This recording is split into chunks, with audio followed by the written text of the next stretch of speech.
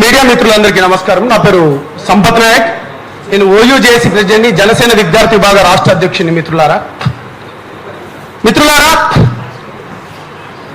ధర్మం కోసం తెగించి కొట్లాడడమే అది మానవ ధర్మం.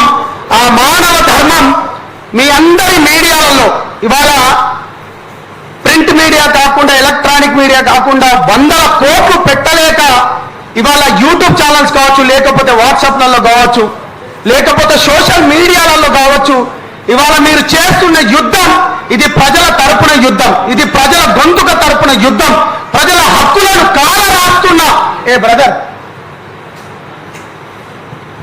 ప్రజల హక్కులను కాలరాస్తున్న ఒక దురంకార ముఖ్యమంత్రి గారికి, అదేవిధంగా ప్రజల తరపున పోరాడుతున్న నిజమైన మీడియా మిత్రులందరికీ అభినందనలు తెలియజేస్తూ, మిత్రులారా, గౌరవ రేవంత్ రెడ్డి అన్న, మీరు నిన్న వీళ్ళని మాట్లాడుకుంటా తెలంగాణ భాష మాట్లాడుతున్నాం.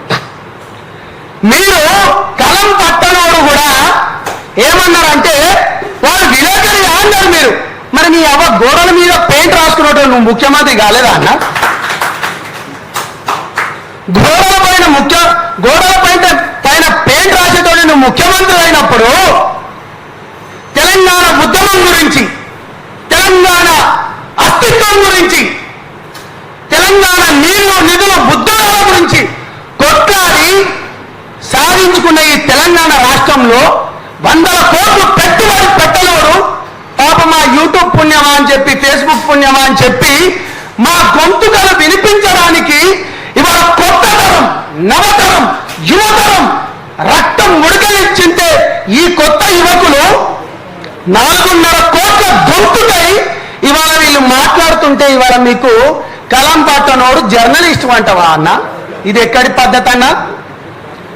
నేను ఒక 2-3 విషయాలు చెప్పదలుచుకున్నాను. ఒక జనసేన పార్టీగా కావచ్చు, జనసేన విద్యార్థి విభాగ రాష్ట్ర అధ్యక్షునిగా కావచ్చు, లేకపోతే ఒక ఉస్మానియా బిడ్డగా కావచ్చు, లేకపోతే ఒక తెలంగాణ బిడ్డగా కావచ్చు, లేకపోతే ఒక గిరిజన, ఒక లంబాడి బిడ్డగా ఈ తెలంగాణ రాష్ట్రం ఒక యువకునిగా నేను నిన్ను అడగదలుచుకున్నానన్న.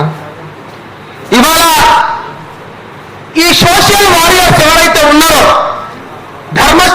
ధర్మస్థలం గురించి ఇవాళ మీరు మొత్తం వినే ఉంటారు. మెయిన్ స్ట్రీమ్ మొత్తం అక్కడ పని చేయకపోతే ఇవాళ ఇదే సోషల్ మీడియా ఇవాళ దాన్ని బయటికి తీసుకొచ్చింది. ఇవాళ ఇదే సోషల్ మీడియా బయటికి తీసుకొచ్చి 400 అత్యాచారాలు అంటున్నారు. అటువంటి నరరూప రాక్షసుడు ఎవరైతే ఉన్నారో మెయిన్ స్ట్రీమ్ ఎవరు తెలియదన్నా, 1995 నుంచి అంటే అనేక రాజకీయ పార్టీలు, ఈవెన్ జేడీఎస్ కానీ, కాంగ్రెస్ కానీ, ఇవాళ ఉన్న బీజేపీ కానీ, ఇప్పుడున్న కాంగ్రెస్ ప్రభుత్వం కానీ, ప్రతి ఒక్కరు తనకు అండదండగా ఉన్నా కానీ, మీడియా మిత్రులు, మెయిన్ స్ట్రీమ్ మీడియా మిత్రులు అండగా ఉన్నా కానీ ఈ సోషల్ మీడియా బయటికి తీసుకొచ్చిందన్న. మీరు అది గుర్తుపెట్టుకోండి అన్న. ఢిల్లీలో ఈ దేశానికి ఢిల్లీ ఒక గుండెకాయ లాంటిది. ఆ ఢిల్లీలో నిర్భయ కేసు అయితే ఆ నిర్భయ కేసును కూడా ఇవాళ బయట పెట్టింది ఇదే సోషల్ మీడియా వారియర్స్ అన్న. అంతేనా? కలకత్తాలో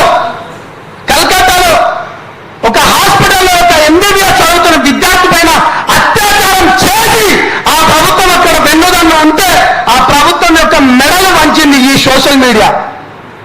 అంతెందుకన్నా, గత ప్రభుత్వంలో మీకు మీ ఇంటి తలుపు బట్టలు బట్టి బయటకు వచ్చినప్పుడు మాట్లాడింది ఈ సోషల్ మీడియా వేదికనే.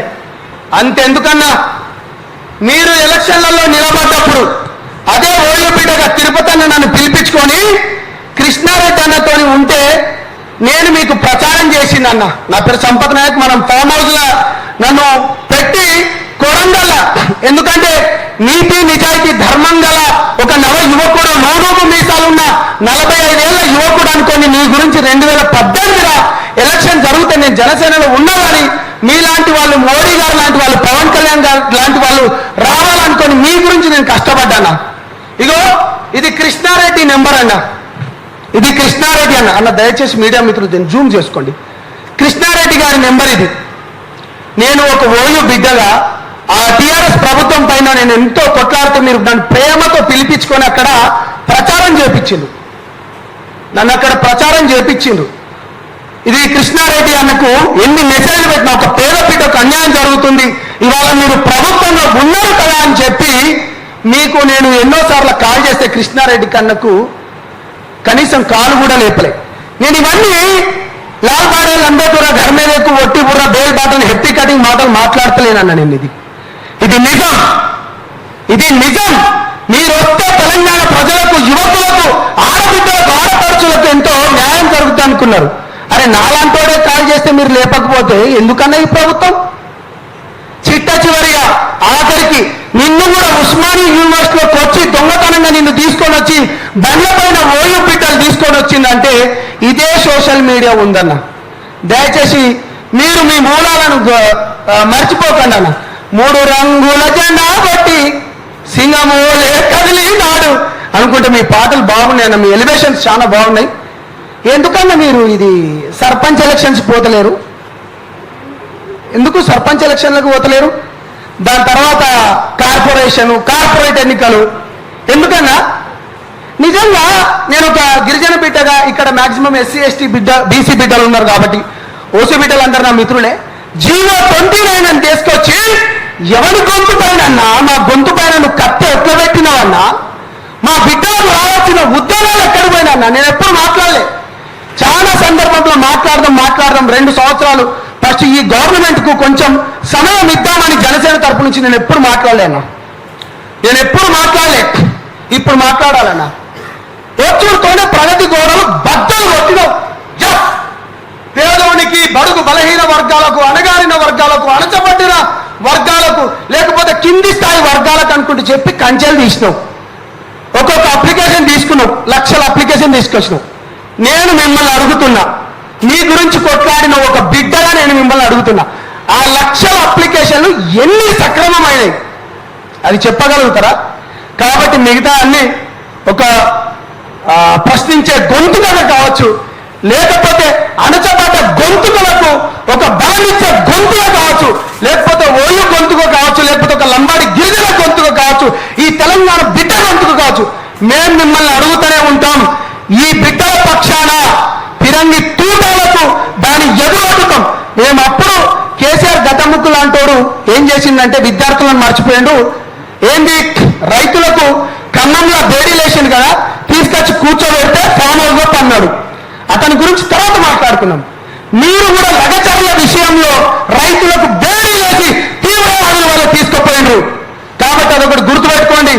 మేము మిమ్మల్ని ప్రతి క్షణాన నేను మిమ్మల్ని దేవ కళ్ళతో చూస్తున్నాం. కాబట్టి ఈ సందర్భంగా సోషల్ మీడియా వారియర్స్ కి, అదేవిధంగా అసలైన మీడియా అంటే మీరే. ఇవాళ లప్పతట్ల ఛానల్ ఎవరు చూస్తలేడు, మొబైల్ అన్ని చూస్తా అంటే ఇవాళ ఫేస్బుక్ విస్తృతంగా పోరాడదాం. ఏం చేస్తాడు భయ్? ప్రాణాలు తీస్తాడా? ఎంతమంది ప్రాణాలు తీస్తాడు? తెలంగాణ అంటేనే నీతి, నిజాయితీ, ధర్మం. అణచబడ్డానికి ఇక్కడ ఎవరు మేము గులాంగిరి చేయం. ఆకలి బాధలు చావులైన ముద్దాడతాం. కానీ నువ్వు అణచం చేస్తావంటే నీకు ఎంత దమ్ముంటే వీళ్ళపైన పిరంగి తూటాలు వేస్తాయి చూద్దాం. కాబట్టి మీడియా మిత్రులందరికీ మీరు ఇంత గొప్ప మంచిది, అందరం ఏం కావాలంటే ఏకం కావాలి. ఈ తెలంగాణ రక్తంలో ఉంది కాబట్టి డెఫినెట్గా మీలాంటి వాళ్ళకి ఎప్పటికీ గొంతుగా ఉంటామని తెలియజేసుకుంటూ నేను మీ సంప్రదాయ మిత్రులు. థ్యాంక్ యూ అన్నా.